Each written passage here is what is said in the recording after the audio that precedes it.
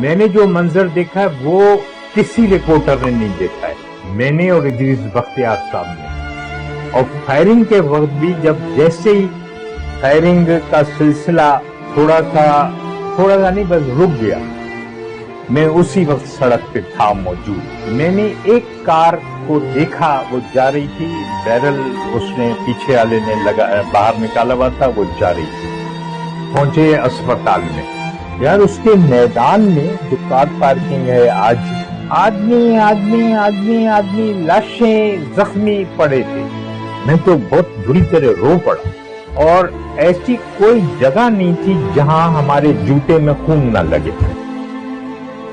30 ستمبر کے حملوں میں اپنے والد کو کھونے والے آج بھی پھلوں کا ٹھیلا اسی جگہ لگاتے ہیں جہاں ان کے والد کو گولی لگی تھی. جب ہم چھوٹے تھے تقریباً 7-8 سال کا ہوں گا میں، والد صاحب ہمارے شہید ہوئے تھے، ٹھیک ہے نا.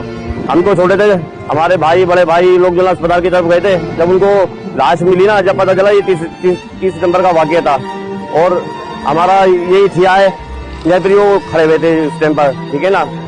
اس روز مساجد سے نکلنے والے نمازیوں کو بھی گولیوں کا نشانہ بنایا گیا. یہ حملے شہر میں 27 مقامات پر بیک وقت ہوئے. شہر کے ہسپتال میتوں اور زخمیوں سے بھر گئے. شہر میں صف بچھی ہوئی تھی، لوگ مدد کی تلاش میں مارے پھر رہے تھے. زخمیوں کی چیخو پکار میں سائرن بجاتی ایمبولینس زخمیوں اور مرنے والوں کو ہسپتال لے جاتی رہی. میرا بھائی تھا، 2 بھائی تھے، سامنے سے ادھر سے فائرنگ ہوئی تھی، اور فائرنگ ہونے کے بعد میں وہ شہید ہو گیا تھا. 3-4 بچے اور گلی کے ہیں، وہ سارے محلے کے، وہ بھی شہید اسی جگہ پہ ہوئے. اس دوران مساجد سے مسلسل خون کے احتیاط اور دیگر امداد دینے کے اعلانات ہوتے رہے. جنازے اٹھتے رہے، گھروں میں بین ہوتے رہے.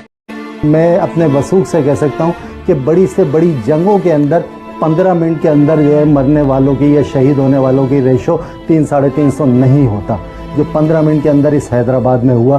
اور یہ اتنا خطرناک واقعہ ہوا کہ آج تک جو ہے وہ لوگ نہیں بھولیں.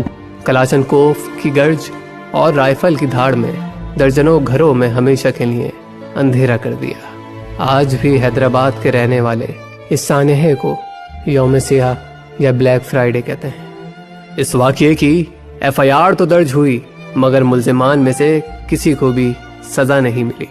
لوگ کہتے ہیں کہ لوگوں نے شناخت کیا کہ کون کون لوگ اس میں ملوث ہیں. ملزمان کے نام موجود ہیں، بڑے بڑے آج نام کہلاتے ہیں اور لیڈر بھی ہیں. تو وہ گواہ لائے جاتے ہیں، وہ پیش کیے جاتے ہیں.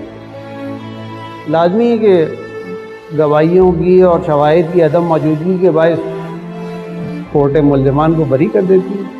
یہاں تک کہ ان 2 ہنات سانحے کے اگلے روز یہ خبر صرف روزنامہ جنگ میں شائع ہوئی کہ ان حملوں میں سندھی قوم پرست رہنما ڈاکٹر قادر مکسی اور شفیع برفت ملوث ہیں. اس کا مقصد صرف جو ہے وہ ایک خوف و ہراس پیدا کرنا تھا اور ایک اس طرح کی فضا پیدا کرنی تھی، کیونکہ اس سے بہت پہلے سے جو ہے یہاں لسانی ایک کشیدگی پائی جاتی تھی. یعنی اردو بولنے والے اور سندھی بولنے والے جو طبقات ہیں ان کے درمیان ایک کشیدگی تھی. تاہم اس واقعے کے 29 سال بعد 2017 میں قادر مکسی اور شفیع برفت سمیت 40 سے زائد ملزمان کمزور چلان، عدم ثبوت و شواہد کی وجہ سے بری کر دیے گئے. اس قتل عام کے نتائج سیاسی طور پر پیپلز پارٹی کے لیے اچھے نکلے. لیکن بعد میں آپ دیکھیں کہ کیا ہوا 88 کے الیکشن کے بعد سے، اور 1-2 الیکشن سے پہلے MQM اکثریت لیتی تھی. کراچی کو کہا جاتا تھا نا، ہر کوئی کہتا تھا کہ MQM کا شہر ہے. کوئی اور تنظیم لسانی بنیادوں پہ جو کام کر رہی ہیں سندھی قوم پرست، وہ نہیں وہ رویہ اختیار کر سکے، وہ پیپلز پارٹی نے